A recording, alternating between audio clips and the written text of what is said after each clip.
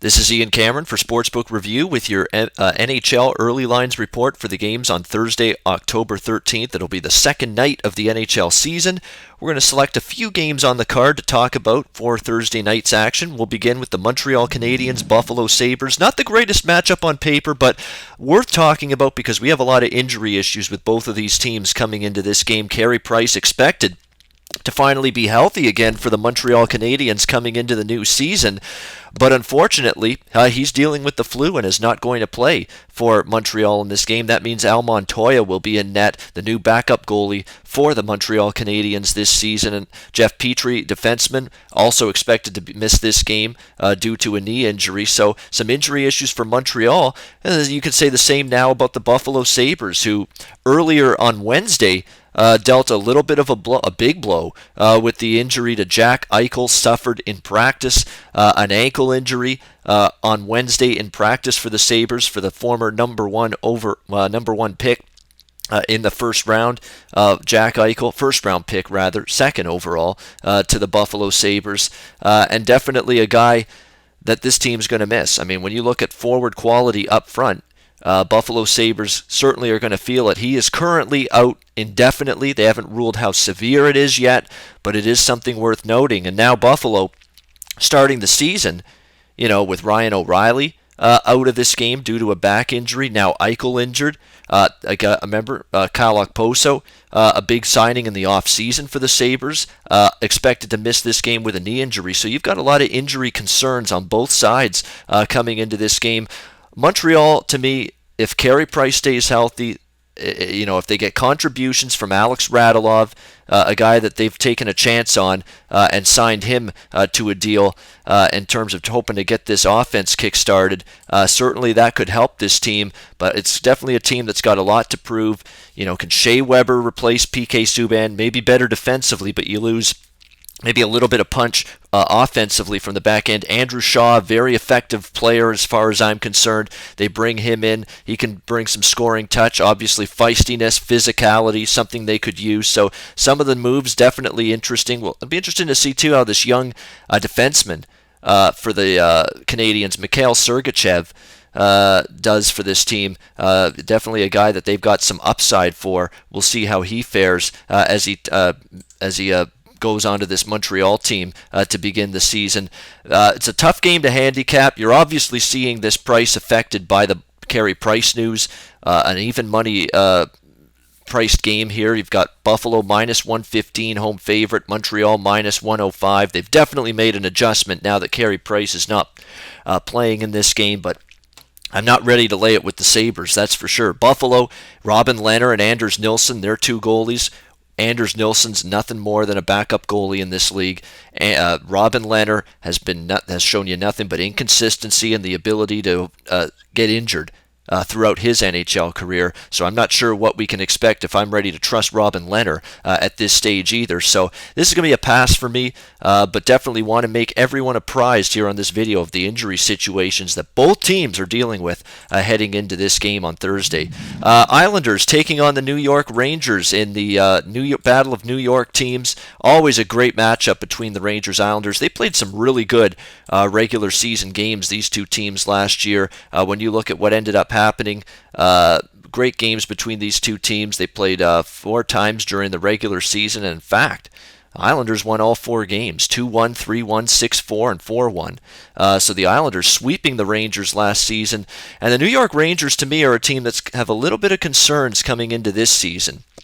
I mean, when you look at this Rangers team and what they are looking like on paper, there are definitely some issues. I mean, Henrik Lundqvist's a year older. How good is he going to play? And we really saw some of these defensemen here for the New York Rangers really start to regress. Mark Stahl didn't have the greatest of seasons last year. Dan Girardi really declined in terms of his play last year on the back end. Foot speed maybe a little bit of an issue with him. So we'll see if these guys are able to bounce back defensively up front. Chris Kreider, can he take that next step forward? What is Rick Nash going to be able to do for this team? He's got to remain a very, very big offensive contributor for this team moving forward. There's no question about that. And I think this team's going to be hurt a little bit too early in the season. Kevin Kline, I think a defenseman that really, played well for the New York Rangers last year. He started the season out due to a back injury, so you've got some issues on the New York Rangers side of the equation. New York Islanders, though, what can they do in terms of taking that next step from last year? A team that finally won a playoff series, beat the Florida Panthers, and then against the Tampa Bay Lightning in the second round, got to there, but unfortunately looked a little bit outclassed in that series. We'll see if they can take the next step forward. John Tavares still leading of what's, for the most part, a very young team. They've got some shoes to fill in terms of Kyle Okposo, a guy that departed to Buffalo from this team last year. But, Jason Chimera is a solid veteran addition. So is Andrew Ladd. Pretty decent playoff experience, both of them. I think those two players going to help the New York Islanders, specifically in April, in the playoffs. And I would certainly assume this is going to be a playoff team. They are good enough on paper to be a playoff team. Yaroslav Halak obviously is a guy that they've got a lot of hopes for in net for the New York Islanders. He had a pretty solid showing in the World Cup of Hockey. So this New York Islanders team, we'll see if they can get over the hump and be better than they were last year. The problem is you're going to have to get past Washington, Tampa Bay, Pittsburgh in this conference.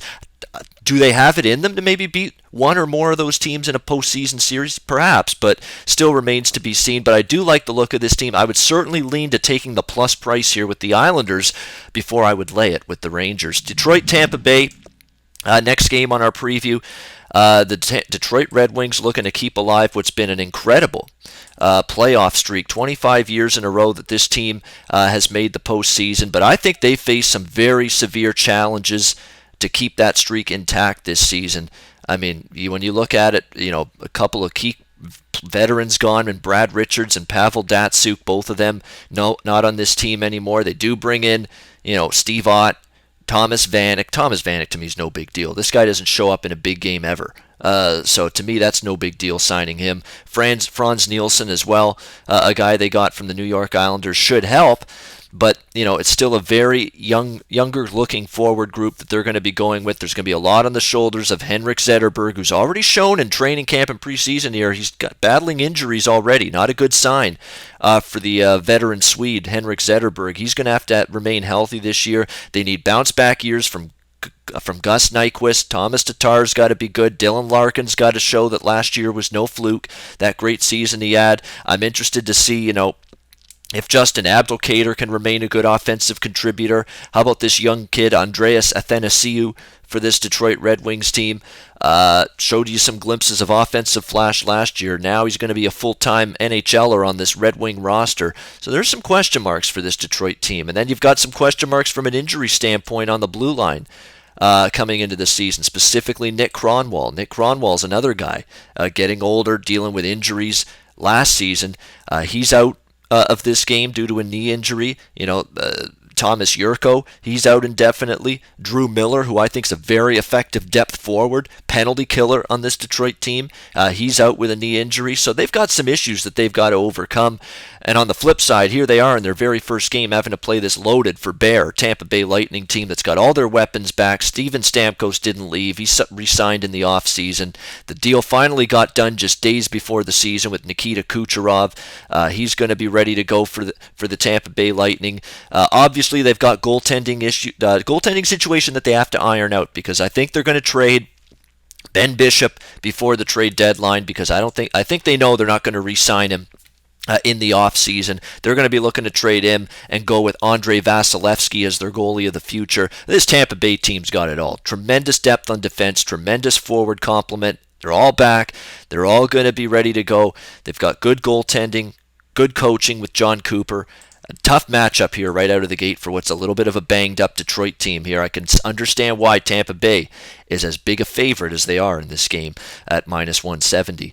Next game, Washington-Pittsburgh, playoff rematch. The Capitals thought last year was going to be their year to finally get to a Stanley Cup final, win the Eastern Conference, and it's the Pittsburgh Penguins again somehow that does them in, beating them in the second round. But the Pittsburgh Penguins, when they're all healthy, the Pittsburgh Penguins, as tough as it is a feat to repeat as Stanley Cup champs in this league with how grueling the sport is, Pittsburgh can do it if they remain healthy, but they've got issues coming into the season. Like with a lot of teams, Sidney Crosby, the big one, concussion. developed in the preseason, out indefinitely, day to day right now, but he's certainly not going to play here in the opener. Brian Rust, a key contributor in the playoff run, one of those young Penguins with Connor Sheary and a bunch of others that really came and helped this team once the coaching change was made last year and Mike Sullivan took over. I mean, the youth movement, a lot more speed injected. So Crosby and Rust going to be some key absences here for the Penguins. And obviously, when you talk about the goaltending here for this Pittsburgh team, obviously you're dealing with situations that had to arise prior to the season that you're going to have to look for. Obviously, with this Pittsburgh team, Matt Murray broke his hand during the World Cup. He's going to be out until at least the end of this month. That means Marc-Andre Fleury is going to get the assignment to be the starting goalie. He's going to be motivated to maybe get out to a strong start, maybe show this Pittsburgh team that, hey, Matt Murray, I can get my starting job back, although I do think Murray is firmly entrenched in the starting job after winning the Cup for them with last year in the spring with a great run in the playoffs. But Fleury will be motivated. I'm just not sure I trust him. The Washington Capitals, coming back now to the place where their season ended in overtime last year in that playoff series against the Pittsburgh Penguins where they lost in 6 games. Lost that 6th game right here in this building. You think they'll be ready and amped up for this game? I believe they will be. And we'll get back to this game for Play of the Day in the NHL for Thursday. Minnesota, St. Louis, we have no lines yet for this game because the Blues are playing on Wednesday night. Kind of interested in Minnesota in this game. St. Louis back-to-back situation for them to begin the season. Minnesota, Bruce Boudreau, can criticize the guy all you want for not winning in the playoffs, but what's he do in the regular season? Makes a team better. They win a division title. That's been the way it's always been with him in Washington and with Anaheim. We talked about that in the Western Conference preview video that I did. Wouldn't surprise me to see him make this Minnesota team better.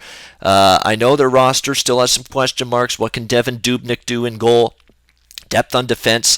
We'll see if they can improve there. But Bruce Boudreau, to me, has a history and a strong track record of regular season success. Wouldn't surprise me if he brings more of the same here to this Minnesota team. So I'm interested in the Wild. We'll see what the price is on that. Anaheim, Dallas to wrap up our preview. Again, another game where you've got some injuries on both sides. This should be a great Pacific Division matchup. Anaheim and Dallas certainly have teams that are capable of contending to win their respective divisions. Anaheim in the Pacific, Dallas in the Central. Tyler Seguin expected to be back. He did not play in the World Cup of Hockey because he wanted to be ready for the Stars season opener, and it looks like he is ready to go. So that's big news, but they are going to be without Matthias Janmark, Cody Eakin, so some cluster center injuries for Dallas. That's why it's even more important. And good for them to see Tyler Seguin ready to go. Ales Hemsky, he's not likely to play for Dallas due to a groin injury. Jamie Oleksiak is questionable on defense as well for Dallas, so definitely injuries there. And then for this Anaheim team, you're looking at a situation where they could be a little bit depleted, particularly on the back end here, as Randy Carlyle returns as head coach, replacing the guy that replaced him. How bizarre is that? But here he is back with this Anaheim team as the head coach. Hampus Lindholm, currently a restricted free agent. He's holding out, and that's why he's not going to play. Ricard Raquel, key centerman, depth centerman on this team. He's recovering from off-season surgery, that appendectomy, and he's not likely to come back anytime soon. So we'll see what Anaheim can do here. 6-2 they are in the last 8 meetings against the Dallas Stars. They've done very well against this Stars team. I was interested in Dallas in this game because I do think the Stars are probably going to be a little bit better, especially at the start of the season, than Anaheim with all their issues in terms of personnel. But I see this price open up at minus 135 here with Dallas, even minus 140 in a couple spots. It's priced about right, so I was looking to bet the Dallas Stars, but I'm not sure the value's there to lay that price. All right, let's wrap it up. NHL Play of the Day time for Thursday, October 13th. Let's go back to the Caps-Penguins showdown. It's rotation number... There we go. Rotation number 63. We're going to look at the Washington Capitals minus 115 against the Pittsburgh Penguins. Revenge time.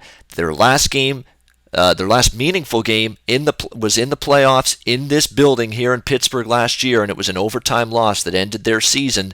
I think a small little bit of payback is earned by the Washington Capitals in this game. No Sidney Crosby, no Brian Rust, maybe a little bit of a Stanley Cup hangover at the beginning of the season, and I think the Capitals will take advantage. Let's take Washington minus 115 against the Pittsburgh Penguins, your NHL play of the day for Thursday, October 13. That will wrap up my look at the Thursday, October 13th NHL card.